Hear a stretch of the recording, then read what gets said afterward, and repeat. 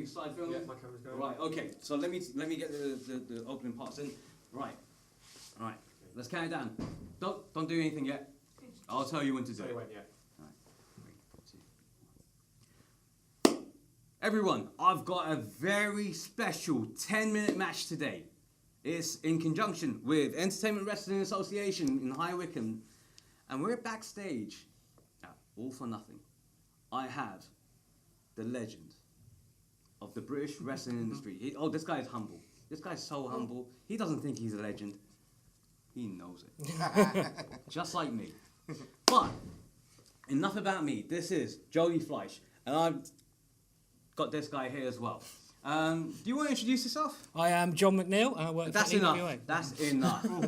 Okay, right. So, what we're going to do, this is the rules of the 10-minute match, is to be 10 minutes. Even if you're halfway through answering the question and the 10 minutes goes off, that's it. It's over and done with. So, people, you will have to follow Jody Fleisch's antics and actions on his social media page, which we will also provide the links to in the descriptions, wherever. As long as I can remember the names of the social media pages. We all know that you're getting older now, and It's You're around before social media began, eh? Yeah. Yeah. Don't remind him of that. Yeah. Okay, so guys, what are you doing here? This is a legend. Why are you not making a noise for him?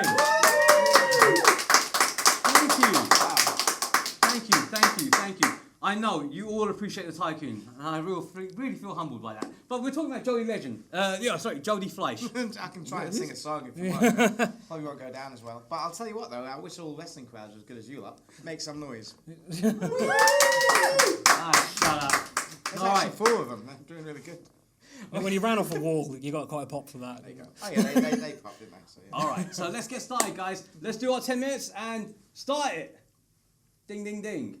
Right. Okay, I'm going to go first. I just want to ask you, you said you're obviously very humble, but effectively you are one of the legends of British wrestling. You're around when this era of British wrestling began in 2002. So, what's the difference you've seen between then in 2002, between 2000 and 2002 in FWA primarily, and now? What is the difference in the ethos of British wrestling? I'll be really honest with you, I have no clue what the word ethos means, but I can tell you that the work rate has went way up.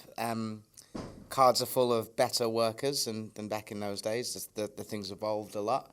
There's a really good sense of community among the Brit Res scene as well. That's really enjoyable too. Basically everything has been pushed up, so it's great. Fantastic. So what made you start and get into the industry? Oh, like way back on. Yeah, back in '96 you started. Probably the same as most other people. Like I was a big fan of it. I used to watch loads of it. And then I eventually found a training school, which took me ages and ages, me and a couple of mates. Started doing shows and went on from there. The moment I think when I got really fanatical about pro wrestling, it would have probably been a dream job for me at that time. So that's probably the main time in my life when I went from being a fan to being still a fan who really wanted to do it as a job. That's what made me get in. So, in terms of, what would you consider? Like, you did stop for a while. So, what made you come back? What drove you to return? Yeah, with me, it's probably, it'll come across pretty random. Like, it wasn't a snap decision. Like, I will come back or anything like that. It was just I think at the time I got a real job. I was in a relationship. Then I think Alex, wrestling just seemed to slow down. I guess there wasn't that much going on necessarily. And then Alex Shane asked me to do one show in particular, just to not do a match even, just to come on and basically do a segment where I essentially just say hello to the fans who I hadn't seen and hadn't seen me in about a year. And then I'd done that. And then just ended up coming back. But you might be talking about the other time I came back, which was more recently, where I guess the same sort of thing had happened. I must have gravitated into another quote-unquote real job, done that for a while, and then got asked, the same sort of thing, got asked to do another show, and it was an IPW show this time, and done that.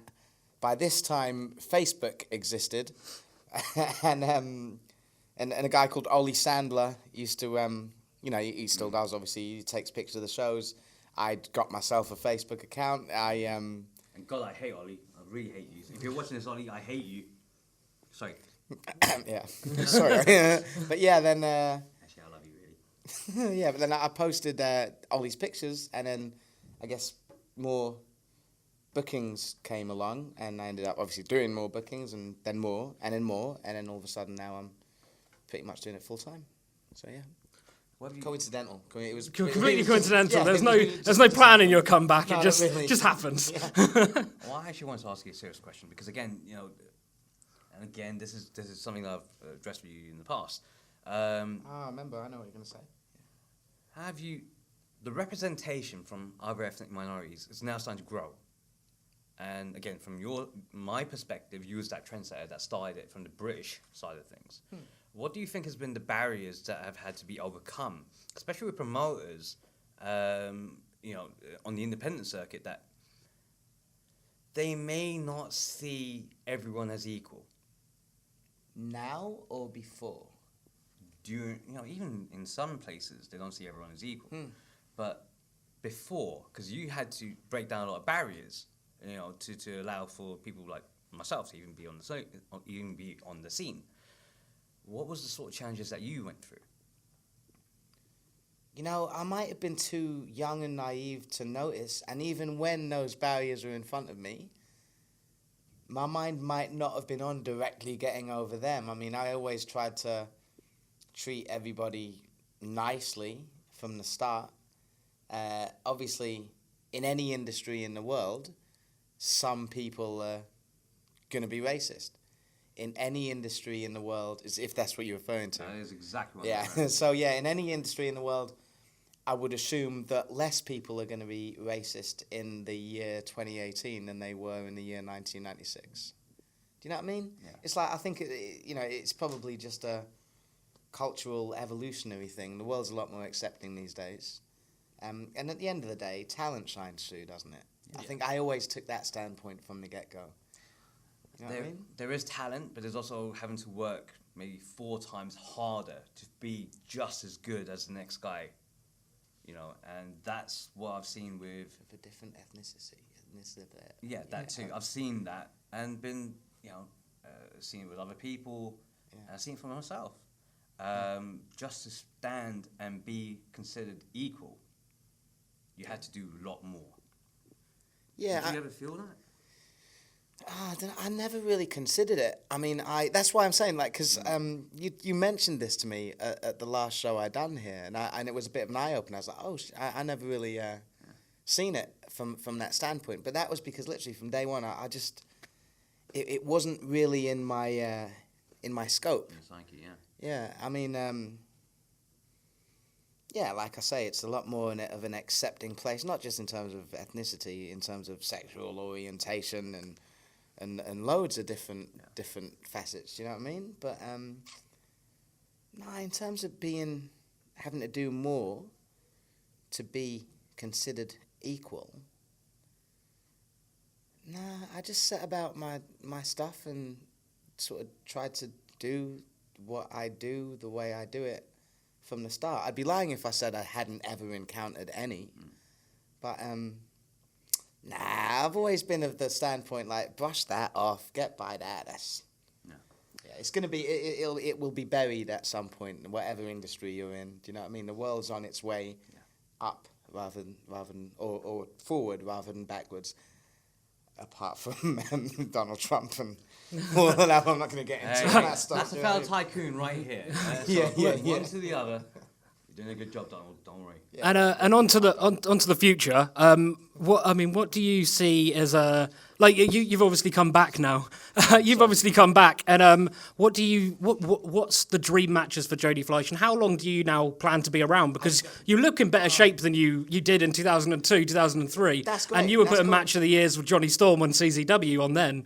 Yeah. So what's the future for Jody Fleisch? Got no plan. I have no idea. When people ask me to do shows, I'll do that show. That's cool. I really need to think of some sort of plan. It'd be an idea. But at the moment, I'm literally just, as pitiful as it sounds, I'm just going with the flow. Do you have any dream opponents though? Is there anyone around? Because there's one thing I did notice. You and Johnny Storm are in the upcoming Dream Tag Team Invitational in Fight Club Pro. Yeah, announced yesterday. And you obviously got announced in that, and you're facing LAX. What I want to see is you and Penta and Phoenix. How that would be some kind of match. Is there anyone else other than like that you'd like to face? New up and comers. Sammy Smooth.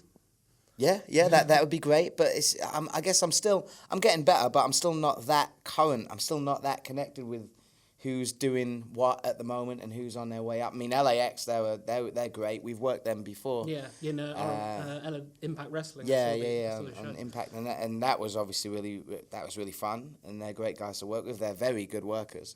The Phoenix guy I've seen in Battle of LA, he's amazing. When I hear names like that dropped and get the prospect of working with them, a lot of the time I'm like, well, that's going to be tiring, isn't it? I'm like that, but then obviously I go and do it, and then it's really rewarding. We have a fun match. The crowds are great these days. So basically, just anyone. Well, I would like to do something now. Sorry, can I ask one more question? One more question. I've got 49 seconds. Will we ever see Jody Fleisch in WWE NXT UK? I hope so. Done. What's the matter with you? God damn it, interrupting the Tycoon. How dare you? Now, I've got a proposition for you. 37, yep. You, Johnny Storm. I've managed Johnny Storm in the past. I want to manage you to take out that stupid young runts called the Hit Set. They beat me up tonight. Oh. And they then fired me. How dare they? How dare they? Jody, you've got the skill, the body, and the talent. And more importantly, you've got the lack of hair, just like me, at the back. We can also take it and run with this. So give me the answer. Will you accept you, Johnny Storm, taking on the Hit Set and getting revenge for me? Ultimate Warrior wants to do an interview and it went like this. No! Well, Jody, that's a fatal mistake. And it looks like I'm going to have to recruit someone to take you and make sure you go back to school. Just like the rest of you. Make sure you follow Jody Fleisch on his... Well, he doesn't even know what Twitter or Instagram is because he's that old. But maybe Facebook. Type in my name. Let's do that. Yeah. And remember to spell Fleisch. Can you spell Fleisch? F-L-E-I-S-C-H. Say that in the mic now. Oh, sorry. F-L-E-I-S-C-H. Just do it. I still can't spell his name. And I did go to school, a very good school. But in the meantime, this has been the end of our 10-minute match special with British wrestling legend Jody Fleisch. And this little punk who decided to take in and step in 49 seconds. Get out of here, you little punk. Guys, hit the like, hit the link, share it out. Subscribe to the channels and come down to EWA for the next show. If you guys don't understand that, then you'll need to go back to school. So says the Tycoon.